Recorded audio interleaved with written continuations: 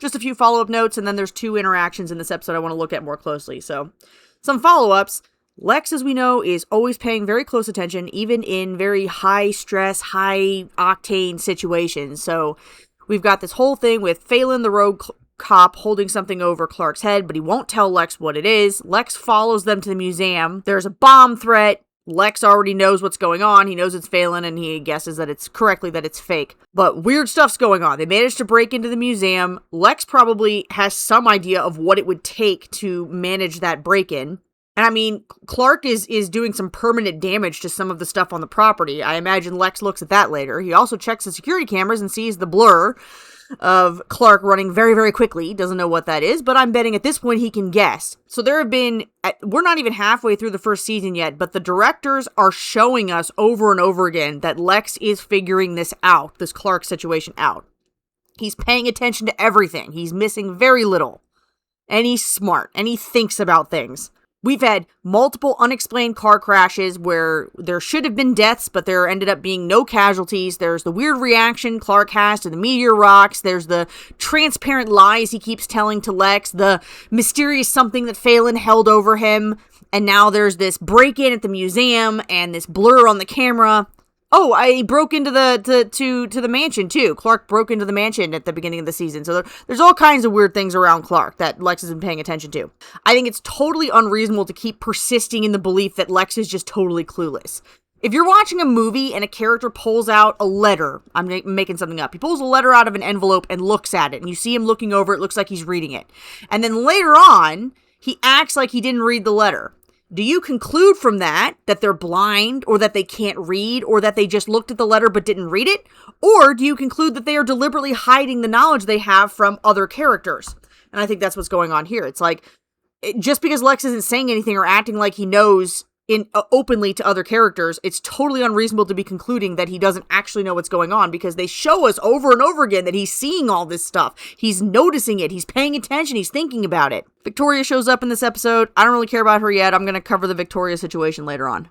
The topic came up on the Talkville podcast for this episode about whether Chloe's reaction to losing her job was overacting or was just over the top. I actually think I agree with Ryan here. I didn't think it was excessive. I think that this was very realistic, to be honest, for a teenage girl, given all of the things that are going on in the situation. The unrequited love and the feeling inferior to Lana, because Lana's the one who keeps all of the guys like Lana and nobody's interested in Chloe. And then when Chloe does find somebody who's interested in her, he turns out to be a psycho. You know, things like that are happening to her. So no, I don't think it's because she thought that Lana was trying to take over her job. I think it was just that, like, wow, I don't even get this. Now Lana, like, it's not even about, like, did Lana do this on purpose? She probably does know that Lana's trying to help, but it doesn't matter. It doesn't matter because it's just all so painful for Chloe.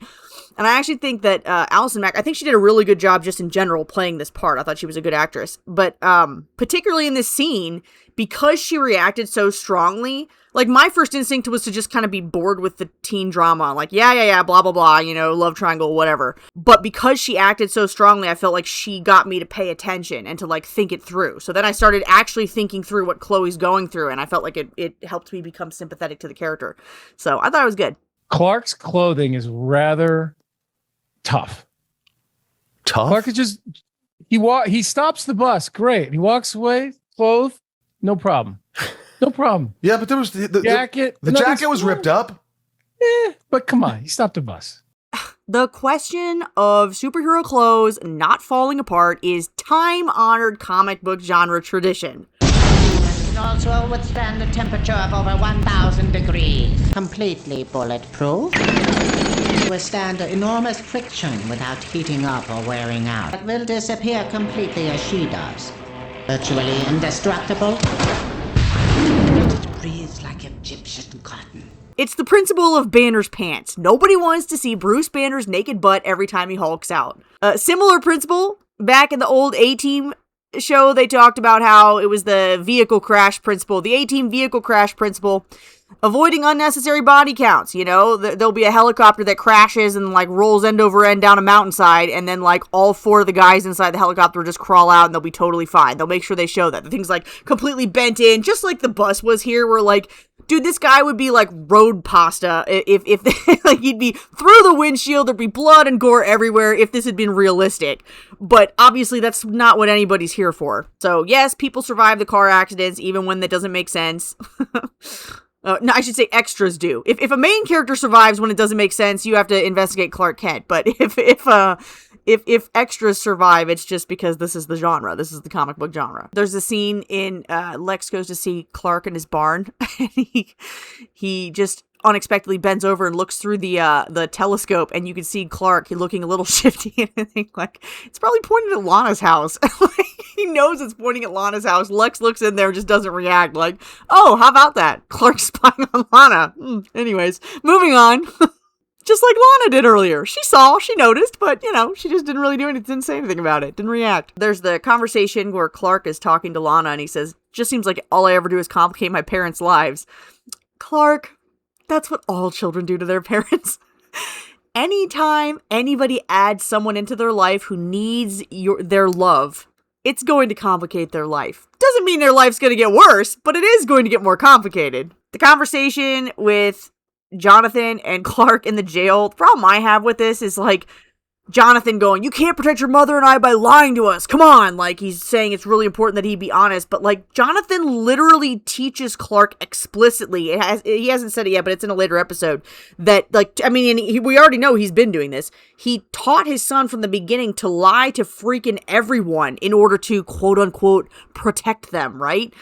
That's like so for Johnathan to be acting like, I can't believe you're trying to lie to us to protect us. Where would you get that idea? It's like, from you, Johnathan. You taught him that. He learned that you lie to people to protect them from you. You've been doing it yourself. You lied to Clark for years. He only just recently found out about the whole Krypton thing. You only just now told him. Lying is a normal part of the Kent family existence. They lie to each other, they lie to other people, and it's all in the name of, well, I did it to protect you. So I feel like his indignation is a little bit ridiculous. Okay, so the two important interactions. There's that interaction between Phelan and Clark in the house after Johnathan gets arrested. Side note, I already said this, but I love Sam Phelan. He's fantastic. Those crazy eyes, man. He was great. Okay, so Clark gets really mad, almost kills him. Clark visits Johnathan in the jail, admits to almost succumbing to his urge to kill Phelan. Now, this is something I haven't seen in Clark at all. Like, this was really dark. Like Clark's like, I was going to kill him. So in Talkville podcast, they're saying this seemed like it was out of, like, we haven't seen this yet. We haven't seen the side of Clark yet. But I would beg to differ. And the reason I beg to differ is because I know, and we should all know, the truth is, if you are a person who lives by your emotions, if you let your emotions rule your actions in small things, meaning you choose to do things based on how you feel without regard to whether or not you should do them or whether or not what you're doing actually makes sense, you just are thinking, I feel like doing this and I can get away with it, so I'm going to do it. If you live your life like that, in small things, you make yourself vulnerable to letting your emotions rule you in big things too. So, Clark might think lying to Lex or spying on Lana is a small thing and it's not a big deal and he didn't get caught and blah, blah, blah. He might think that there's no chance he would ever do something big like get angry, lose control, and kill somebody. But the truth is, if he lets his emotions rule him in small things, he's setting himself up to let his emotions rule him in big things too. Reason has to rule you, not emotion, or you will end up turning into a monster. Because you can't control it. That's the whole idea. You're letting something that is, it can be manipulated by other people. It can be manipulated by, what you eat, for crying out loud. Your emotions can change from all kinds of outside influences can manipulate your emotions. And if you let that rule you, you're making yourself vulnerable to turn into all kinds of monster. Reason has to rule your actions, not emotions. Or you're setting yourself up to turn into a monster. This is like what underlies the red kryptonite thing. Like the red kryptonite, I think, is probably underlining this kind of stuff and, bringing it out even more strongly what this is. But it's already there in Clark. We're seeing it there. All right. So the second important interaction, this is a response I want to make to a caller on the Talkville podcast. I was curious if there was a scene that was cut that would explain why Clark was so aggressive with Lex. I mean, Lex is just looking out for him as a friend would, and I get that Clark is trying to protect his secret, but he seemed to be, really aggressive for some unknown reason. She said, why was Clark so aggressive with Lex? So I believe I can answer this one, Melanie. Remember, we find out as the series goes on that Clark isn't actually entirely satisfied being the poor farm boy with no girlfriend. We find out that even though Martha is content, she misses Metropolis a little bit too. We find out that Johnathan has a whole traumatic relationship with Martha's father that makes him feel inferior for not being able to give her all the rich, fancy things he'd like to give her. And I think that this is all feeding into this irrational hatred that they have of the Luthers. Not Martha, but Johnathan and Clark. The Kent men both have massive inferiority complexes when they're around the Luthers. And the best defense mechanism that they come up with is to try and paint the Luthers as being inferior, like they're just evil, stuck-up rich guy, they don't care about anything but money, blah, blah, blah, stupid stuff like that. When in fact, they're actually envious of them. I'm just saying, you pay attention. I don't see the Luthers acting contemptuous of the Kents for being poor, but I do see the Kents being contemptuous of the Luthers for being rich. So Lex comes to Clark and tells him that Phelan came to him first, right? And tries to warn him. And he says that he has that line like, hey, you think you know how a guy like Phelan thinks, but you'd be wrong. But just stay out of it. All right, please. Listen to me. You may think you know how a guy like Phelan works, but you'd be wrong. Sounds like you're an expert. I understand his world.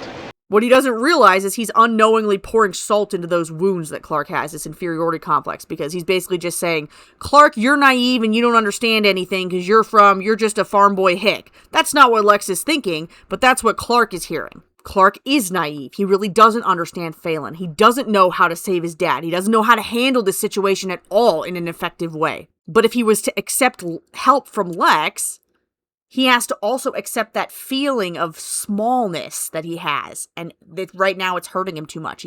He hasn't processed any of that. He hasn't processed how that resentment towards the Luthers for being the things he wants, being something he's envious of. He hasn't processed how those emotions are driving his decisions, and he's making stupid decisions because of it. And it's really tragic because this kind of self-hatred he has gets projected onto Lex unjustly, and he ends up treating him horribly and losing an awesome and loyal friend. And Lex still doesn't understand what's going on. He's just trying to help. He's trying to share the things that the knowledge and wisdom he has with Clark. All Lex knows is everywhere he goes throughout his whole life, everybody hates him, and he doesn't know why. Sooner or later, people start abusing him, and he doesn't know what he did and why they're doing that or why they're treating him this way. Lex tries to help Clark. Clark tells him no and that he needs to handle it on his own. Boy, was Clark angry at Lex for some reason. I want to save this soundbite because this comes up in the series over and over and over again. Clark getting really freaking mad at Lex, and it's not obvious what's going on and why he hates him so much. And I think we're covering it. This is what's going on. It's all in Clark's head. It's an inferiority complex that he needs to get over, and he's projecting it onto Lex and then hating Lex.